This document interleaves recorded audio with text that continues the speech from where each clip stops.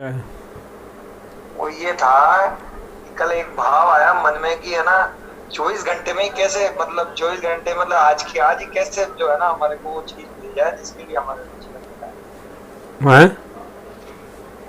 लेकिन आज की आज ही वो चीज हमको कैसे मिल जाए जिसके लिए जीवन मिला है, आज ही मिल जाए। हाँ, तो श्री महाराज जी तो कहते थे भाई, श्री महाराज जी कहते थे कि यदि किसी को चाहिए भगवान तो बोले 24 घंटे मिल जाएंगे। आप लोग भाई, अब क्या है कि यही तो बात है ना भाई, हम ना श्रद्धा वाले रहे ना समझ वाले रहे, ये एक समस्या हो गई जिसको कहते हैं ना अध कचरे से हो गए।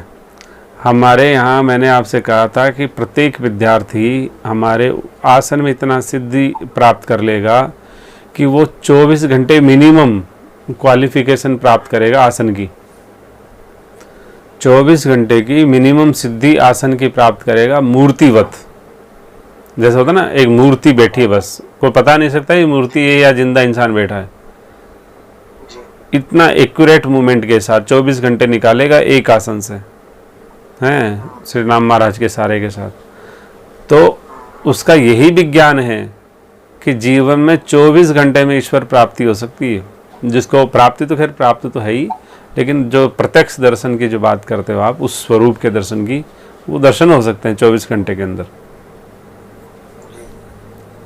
तो श्री महाराज जी ने कहा कि इसका एक विज्ञान है। आप जो श्री गोमाता के जो गाय जो घी होता है उसका घी ले लो और दीपक जला लो एक कक्ष में, पूजा कक्ष में, और स्नान आदि करके बिल्कुल विशुद्ध आसन से बैठो। और श्री महाराज जी ने तो बोला कि भाई आप इसको इस तरह से एक बंद कमरा करके उसी दीपक की जो ज्योति है उस पर ध्यान रखो, और एक विधिवत एक सिस्टम दिया और आपको दर्शन हो जाएंगे। तो परम पूज्य श्री नवल राम जी महाराज ने इसका प्रयास किया था। तो श्री नवल राम जी महाराज को क्या है, जैसे मान लीजिए 3 घंटे बचे थे और उस समय नींद की झपकी आ गई, यानी कि वो नींद आ गई, तो उस समय फिर वो नई बात बनी। तो कहने का तात्पर्य ये है कि भगवान के दर्शन तो हो ही रहे हैं। मान लो अभी आपको उस निराकार के दर्शन हो रहे हैं, फिर वो मान लीजिए उस सगुण साकार के, मान लो उस सगुण साकार मानो तो सगुण साकार भी है और निराकार है तो निराकार, दोनों को दर्शन तो हो ही रहे हैं आपको। मान लीजिए आपके घर दर्शन तो कर ही लिए ना ठाकुर जी के, दर्शन तो साक्षात ठाकुर जी मौजूद है श्री गोविंदनाथ जी महाराज, लेकिन हमारे अंदर जो प्रेम भाव जो है वो नहीं है, उसके लिए बात नहीं। आप दर्शन की बात कर रहे थे तो दर्शन की मैंने बताई है। दूसरी बात ये है, मैं दर्शन के लिए नहीं कह रहा श्री गुरु जी के, दर्शन तो एक बार ठाकुर जी का आपको आप बता दिया कि भाई ठाकुर जी साक्षात है, तो वो दर्शन तो हो गए ठाकुर जी के, मतलब जो जीवन का प्राप्तव्य है। तो प्राप्तव्य तो भगवान श्री कृष्ण कहता है ना कि क्रियमाण यदि मेरे समर्पित हो जाएंगे उसी दिन हो जाएगा। तो अभी तो क्रियमाण जो हमारे हैं ना उनके लिए नहीं हुए। जिस दिन अपन संकल्प कर लेंगे कि अब मुझे वही करना है जीवन में जो उनको प्रिय है, तो जब वो प्रिय, उनकी प्रियता से जब कुछ करेंगे और होने लगेगा तो प्रेम भी आ जाएगा। हर चीज़ में ये देखेंगे, अखबार उठाने से पहले देखेंगे अखबार उनको प्रिय है या नहीं है, तो हाथ छूट जाएगा हाथ में से। हैं, प्रसाद पाएंगे तो सोचेंगे ये प्रसाद प्रिय है या नहीं है। हर चीज़ में उनका जब भाव देखेंगे तो स्वतः ही हमारे को समझ में आएगा प्रेम हो गया हमारा उनसे। क्योंकि जिसने जिससे प्रेम किया है आज तक इतिहास में, तो वो हमेशा यही सोचता है कि भाई हाँ, कि अगला कैसे प्रसन्न होगा, अमुक चीज़ ले जाके दूं तो प्रसन्न होगा, अमुक चीज़ मुझे दी है तो इसको सजा के रखूं इसलिए प्रसन्न होगा। यानी कि उसकी कार्य जो भी जितना भी कार्य करता है या जितना भी उसके जीवन का लक्ष्य है वो सामने वाले की प्रसन्नता मात्र ही होता है। तो इसलिए जब हमारे को पता है कि ये प्रसन्नता का मूल विज्ञान है, तो जो उनको प्रसन्न है वही अपन कार्य करें। जो उनको प्रभु को प्रिय नहीं है वो हम क्यों करें, क्यों ऐसा संबंध रखें, क्यों ऐसा खान पीन खाएं, क्यों ऐसा जीवन जिएं, क्यों ऐसी दिनचर्या व्यतीत करें जो उनको प्रिय नहीं है। तो जो प्रिय है वो कार्य हम करें बस।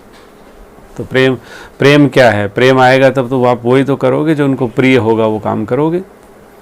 हैं, इसका मतलब लक्षण है कि प्रेम आ गया। तो 24 घंटे यदि आप इसी तरह का काम करते हो, क्रियात्मक रूप से ये करते हो, बस उनको प्रिय है या नहीं है वो करूं। तो प्रेम आ गया। फिर आप धीरे धीरे इसी अभ्यास को करते करते एक दिन ठाकुर जी की कृपा से वो प्रेमी हो जाता है इंसान। तो और क्या है, समझ में आई नहीं आई बात? जी बिल्कुल, यानी हर कार्य को करने से पहले हम सोचे कि भाई ये उनकी प्रसन्नता का हेतु है या नहीं। भाई प्रेमी बन के क्या करोगे? प्रेमी बन के भी तो यही करोगे कि मेरे श्री राम जी को क्या प्रिय है, मेरे श्री भगवान जी को क्या प्रिय है, मेरे आराध्य देव को क्या प्रिय है, मेरे प्राप्तव्य को क्या प्रिय है। प्रेमी बन करके फिर सो थोड़ी जाओगे, निद्रा थोड़ी आ जाएगी भाई। हाँ बिल्कुल नहीं। प्रेमी बन के वही तो कार्य करना है जो हमारे प्रेमास्पद को प्रिय है। तो जब हम प्रेम का परिणाम ही ज्वाइन कर लें तो प्रेम की भी जरूरत नहीं पड़ी ना अपने को।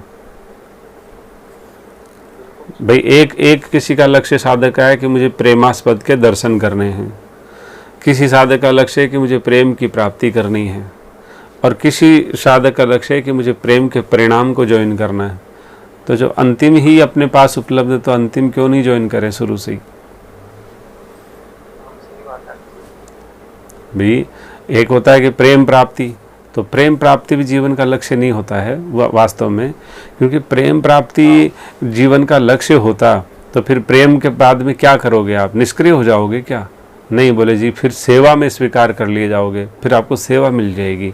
तो सेवा मिल जाएगी तो सेवा तो अभी भी मिली हुई है, इसको स्वामी की सेवा ही तो मिली हुई है। उस स्वामी की सेवा है, उसको उस सेव्य की प्रसन्नता के अनुरूप दे दो, उसको वैसा सिस्टम बना दो जो भी जीवन में बना हुआ है। अब आपने वो तब्दीली क्या की है? एक भावनात्मक तब्दीली की है जो यथार्थ भी है, और जैसे आप करोगे तो आप प्रेमी बन गए।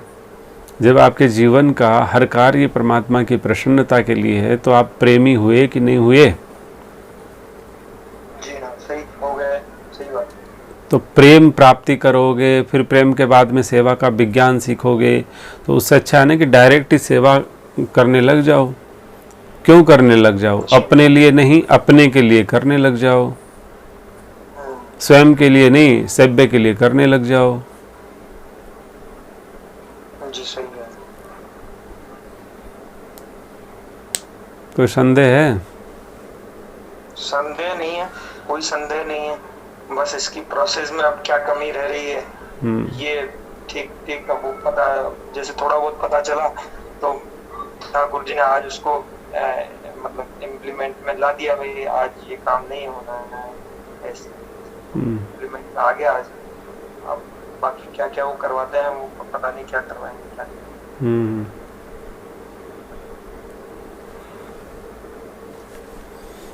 ठीक है, राधे राधे।